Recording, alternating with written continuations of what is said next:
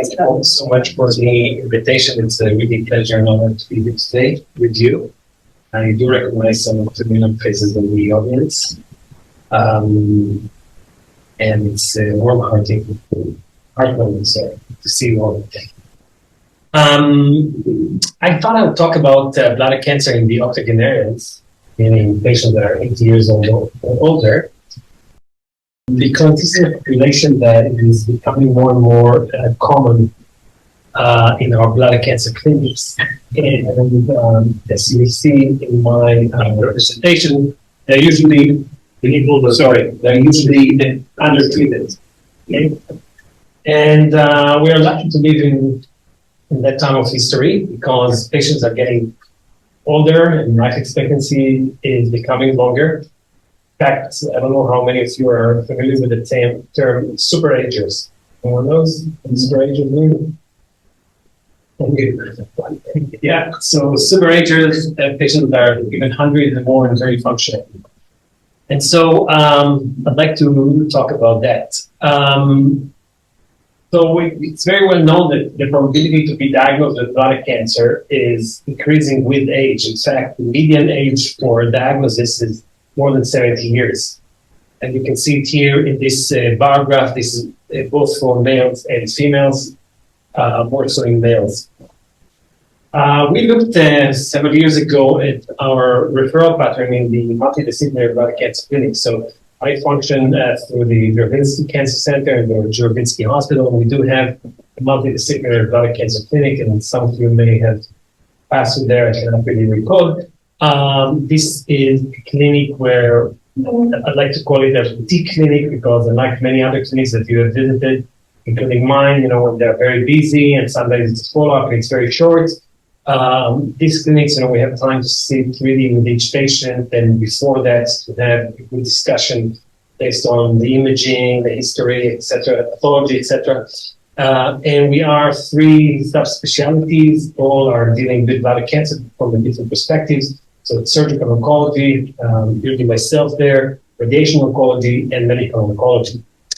But in any case, when I analyzed the referral pattern,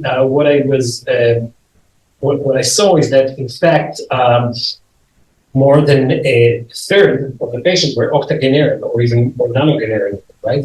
And if you look at age over 76, it's more than the half of the patients, right? So we're dealing more and more with elderly patients. So why bladder cancer in the elderly and why muscle-invasive bladder cancer? Obviously, this or high-risk bladder cancer, this is the cases we deal with, particularly in the multidisciplinary bladder cancer clinic. There are many potential explanations. It is a more aggressive, patients that are elderly suffer from potentially a more aggressive non-muscle invasive disease. There is certainly delay in diagnosis and the biology may be different. And as I will mention again and again during the talk, patients oftentimes, if they're elderly, are not receiving the right treatment for many reasons that we will review. So older bladder cancer patients are less likely to receive standard treatment. Again, I'm repeating it again and again. Untreated disease may progress and severely impair quality of life and cancer-specific survival, so it's worthwhile treating it if it's possible. And the problem is that we have lack of randomized trials. Randomized trials are the best source of medical evidence, right? It's for treatments that some of you may have received with immunotherapy, with chemotherapy, etc. But there are no randomized trials data that relate specifically to older bladder cancer patients. So let's start with non-muscle invasive disease. This is just an example. A study that was published around 500 patients with high-risk non-muscle invasive bladder cancer that were treated with transurethral resection of bladder tumor plus or minus BCG. And it was very evident that patients that were older had higher chance to be covering larger multifocal and high-grade tumors compared to younger patients. And unfortunately, intravesical therapy was less frequently used in elderly patients. When they analyzed all the data together, after adjusting for many variants, age was an independent risk factor for tumor recurrence and progression, okay, for non-muscle invasive bladder cancer. In fact, it was 2.3 times more frequent to have recurrence to older than 80 compared to younger than 70. And you can see it here, even for progression, which is something that we really want to avoid, okay, progression of non-muscle invasive bladder cancer to muscle invasive bladder cancer. It was almost 3 times more frequent in patients that were elderly, over 80. This is another study to show that, again, about 550 patients with high-risk non-muscle invasive bladder cancer. Here they followed for 9.2 years, and they could show that patients that are over 70, here the cutoff age was 70 for older, a shorter time for progression over survival, and specific survival, at least over 9 years, and it's all statistically significant.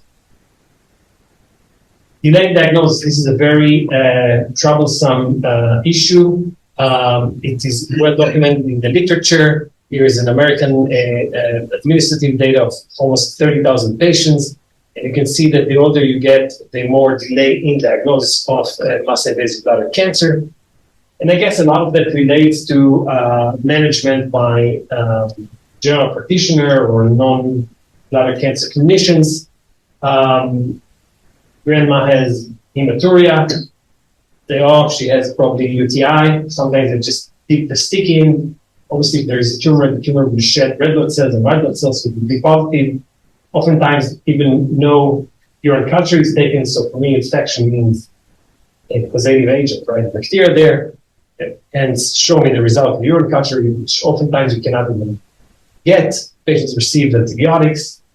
The natural history of bleeding from bladder tumor is that it's intermittent, so it could be potentially better with antibiotics. Yes, another time again, an infection, there is a bit of dysuria, which is also cancer symptoms. So no, and I think this is the message that was very circulated by Bladder Cancer Canada. If you see red, call your physician, okay? So don't buy it as an infection. Hematuria needs an investigation. And there are many times that I see newly diagnosed patients with muscle invasive bladder cancer, horrible disease, and there was a significant delay because the hematuria was referred oftentimes to just infection, mainly in female patients. So this is a very something that needs to be improved. Okay, so we find ourselves with muscle invasive bladder cancer. What do we do with that when we see an elderly patient? And a lot of it relates at the end of the day to the personal perspectives on life by the patient himself. Okay, so there are these patients that, you know, are very, I don't know, spiritual or had enough life experience and would like to let the nature take its own course, you know, they care about quality of life, are not really fighters. And there are those who are fighters, okay, despite the fact that they're elderly, okay? And we should not ignore that. So, the talk starts with life expectancy. This is Canadian statistics. You can see that, let's take age over 80. If you reach the age of 80, whether you're male, more so if you're female, you would have anywhere between 4 to 7, 8 years, or 9 years even of survival, okay?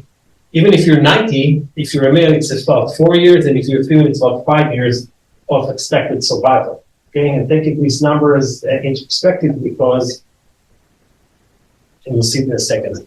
You really want to be more accurate because what many doctors will do, will just eyeball, say, oh, you know what, came a bit limping, and, you know, he's not going to make it.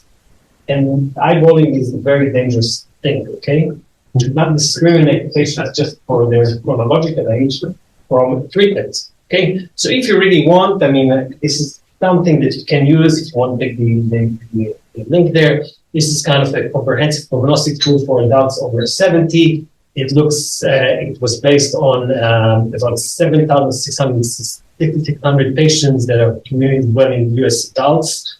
And that looks at estimated 5, 10, and 14 years risk for mortality, disability, and walking disability in the community dwelling elderly patients.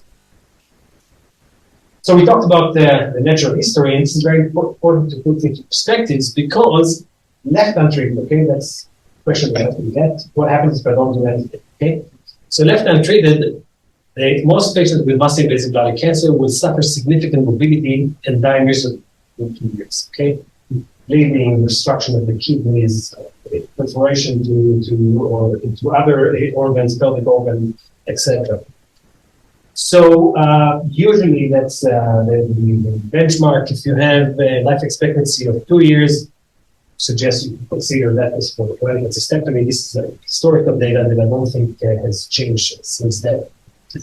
So let's look a little bit about the 5 years competing mortality data for patients with bladder cancer. Okay? Because at the end of the day, we're interested in if you're alive or dead, right? So dying from the cancer or dying from other causes, at the end of the day, you're dead. And it's important to understand what we're talking about. Is there a... Here. So this is data that is from about 3,200 bladder cancer patients. It's a British, very well done study from a British population-based cancer registry. And what you can see here, these are figures for low grade, okay? And as you go down, the age increase. So this is over 80, okay? This is over 70, 70, 79, and over 80. Let's forget for a second the lower risk disease. Let's talk about high risk non-muscle invasive bladder cancer and muscle invasive bladder cancer. In a very dark black color, this is the cancer specific mortality. So you can see that at the age of 70 and older, there is significantly more cancer specific survival, but also overall survival decreases with this patient population. So it's very important to bear that in mind.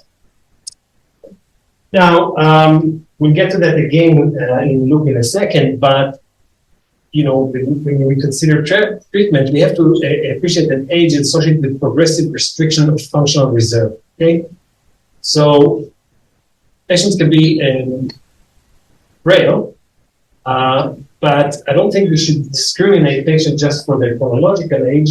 We need to look at functional age. This is the most important one. So what do we talk about function? Okay, and particularly with respect to ability to undergo a radical cystectomy.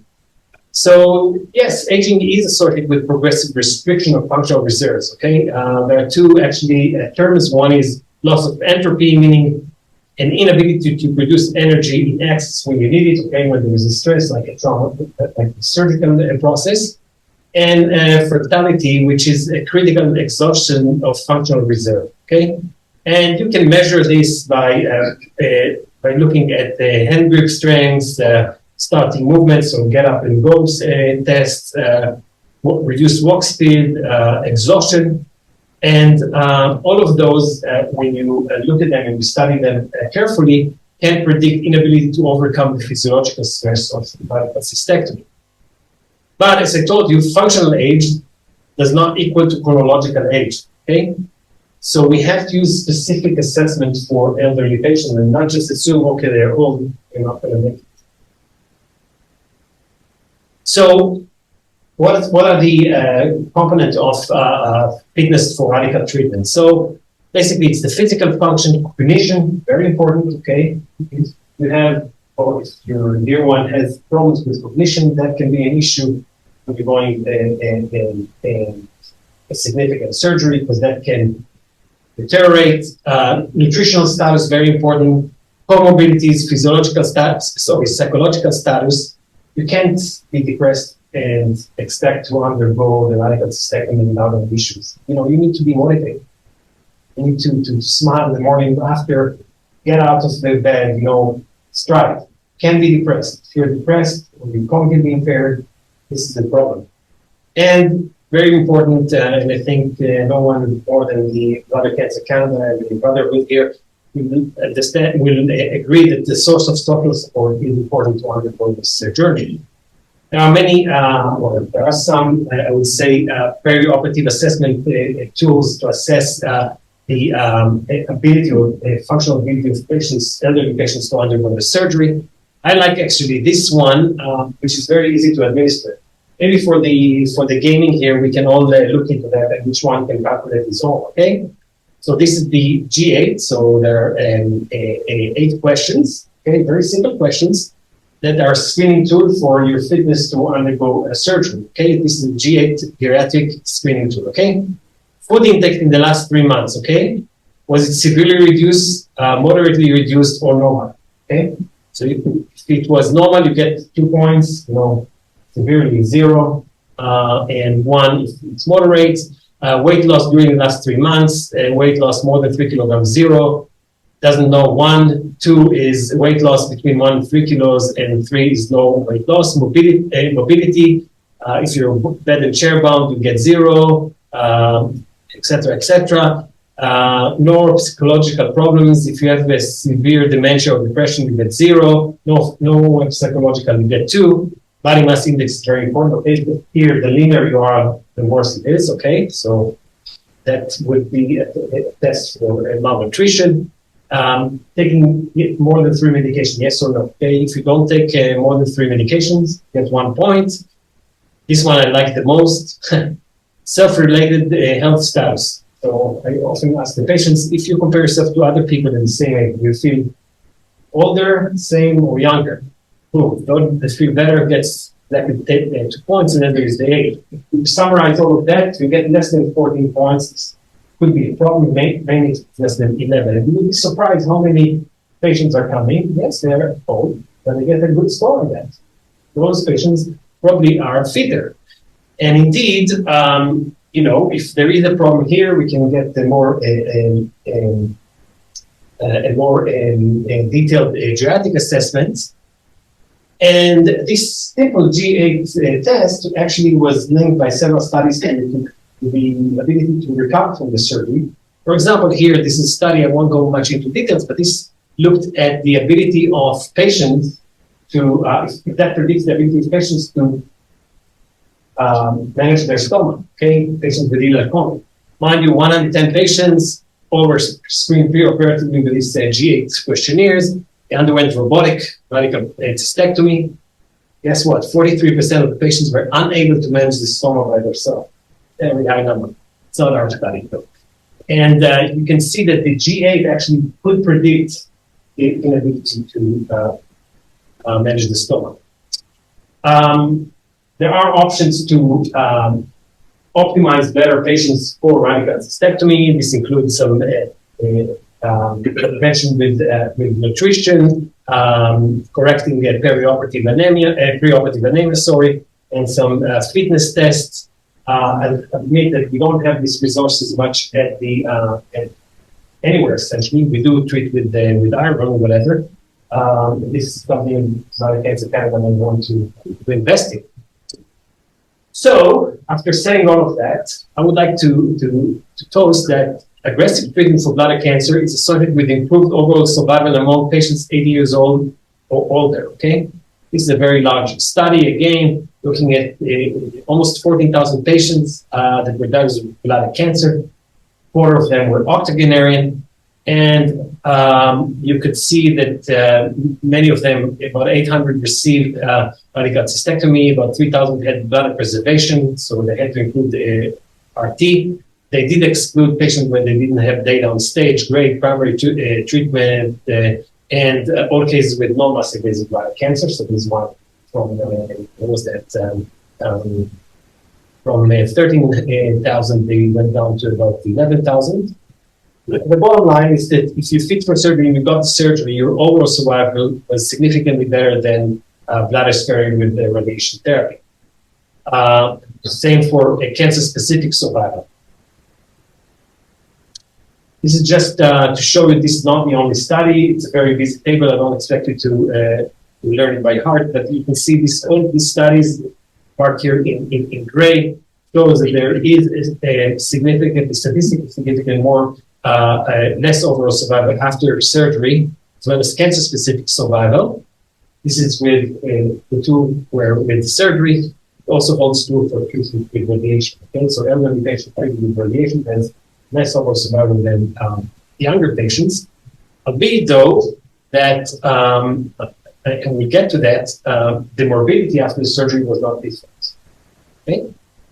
So overall survival decreased in the elderly patients with muscle invasive bladder cancer, specifically those who are 80 years or old. But this is, as I mentioned, was not studied prospectively. Okay, it's not that we are now starting to follow from a 0 point onwards, okay, which means it will be more accurate, but rather going on administrative data. And you can trying to explain why this reduced survival is happening.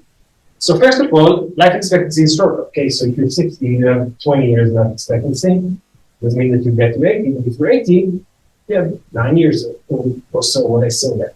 So there is less enthusiasm by the patients and many times by the physician, which is not their judgment, I would say, or to consider a radical curative treatment. Don't get radical curative treatment, obviously you're going to die from bladder cancer. Rarity, but it was not often, at least is not empirically assessed, and I did show you some empiric tools for that. And again, there are no prospective trials. We don't know if this is indeed the case or it's less severe than we think, right, from retrospective administrative data. The other thing that is important that besides differences in health status, a poor outcome in elderly patients might be explained by the observation that elderly patients receive suboptimal curative treatment. Again, I'm putting this message again and again. Why is that? Delaying diagnosis, assessment, and treatment. What we know is that we go for elderly patients doing cystectomies. Usually we find higher stage and higher grade of the disease. There is reduced usage of perioperative chemotherapy, and we'll talk about it in a second. And oftentimes surgeons will do a suboptimal lymphodiscectomy, which is an important part of radical cystectomy. Why? Because the patient is older. Are we doing him a favor, a favor, or whatever?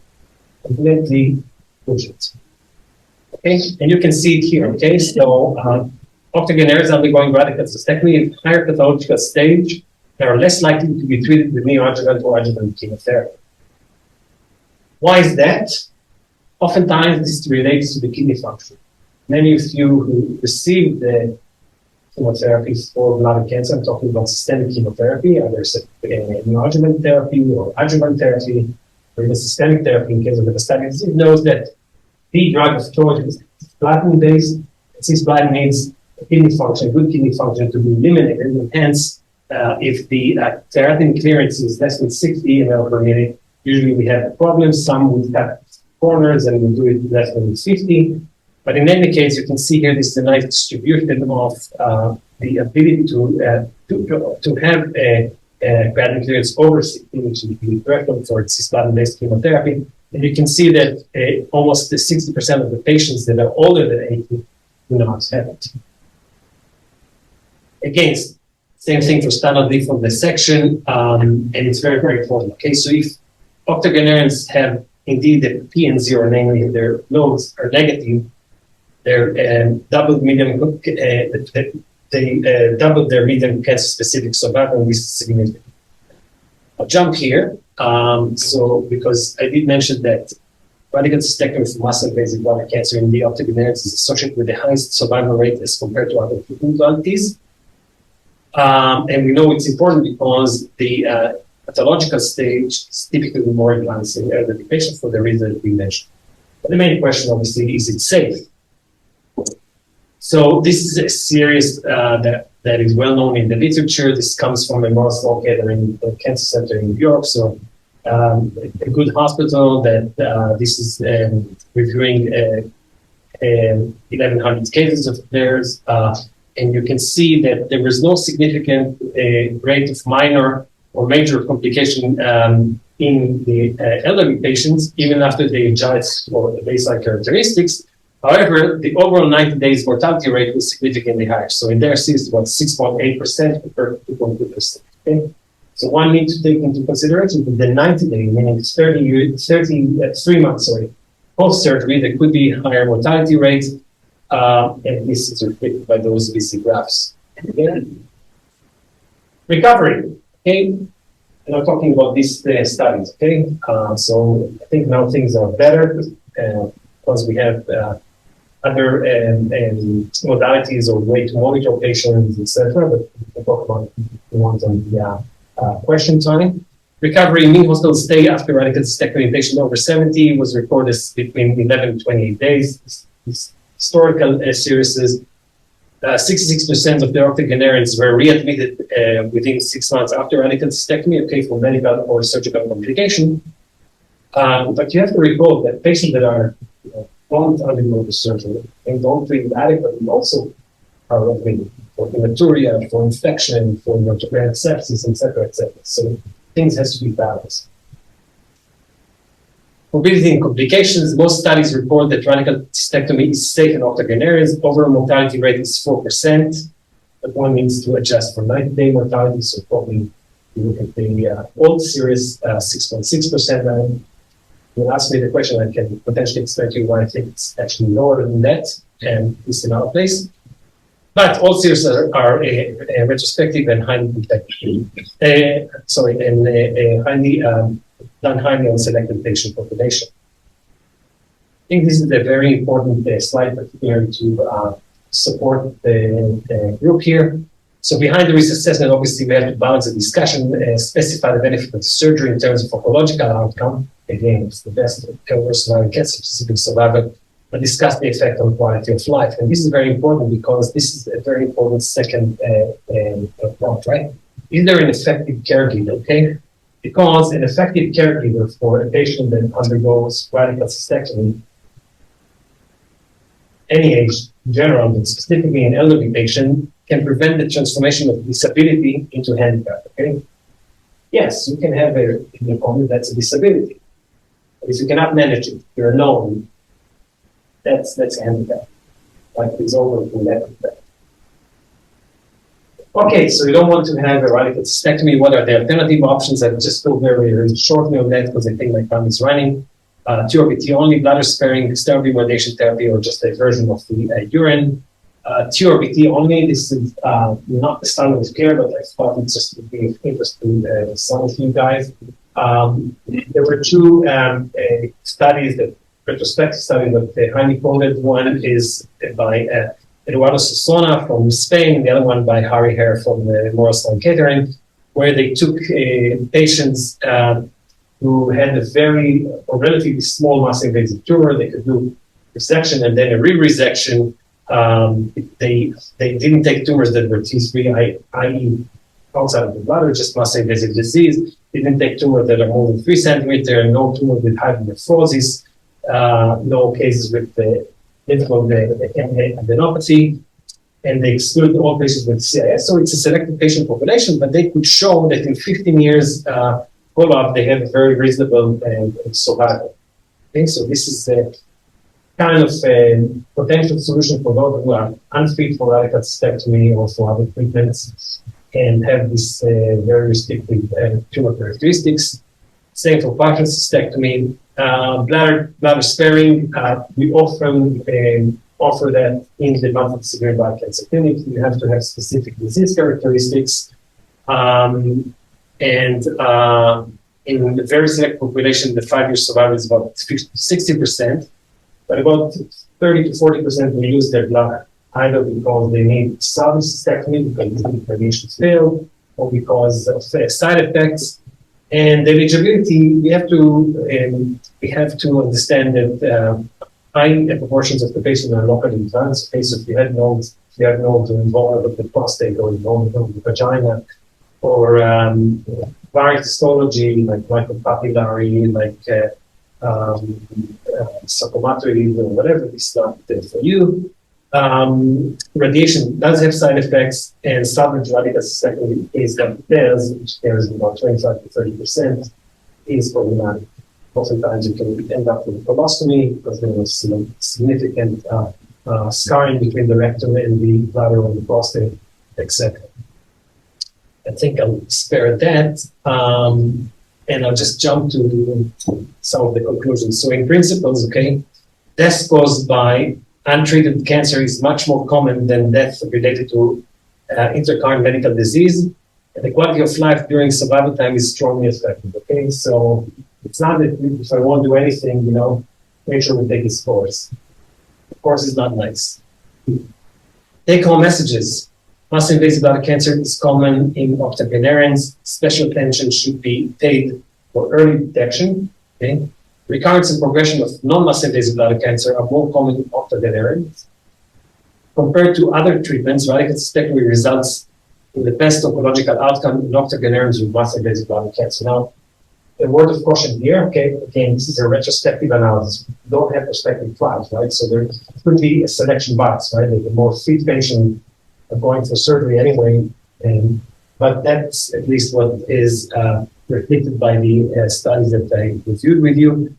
Risk of complication of radical cystectomy in the elderly is mainly influenced by medical condition rather than chronological age. Okay, that's very important. Radical cystectomy can be done safely in octogenarians. Here is why I think we have potentially better results.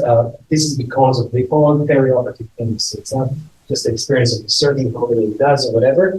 It's the supporting teams. So having a dedicated ICU. Those of you who had their cystectomy with me know that regardless of their health status, they are monitored for overnight in ICU. Okay, and we have an ICU oversight after. Cardiologists, okay, we now use biomarkers to look for potential cardiovascular events even before they're symptomatic. Geriatricians, nutritionists, occupational therapists, social worker, etc. All of this pieces, all of this envelope is very, very important to get a good results. The option of radical cystectomy should not be withheld from appropriately selected octogenarians. We have to use tools for that. But and again, ultimately, once you convey all the information, this is a message for us, the physicians, respect the patient perspectives as she or he are already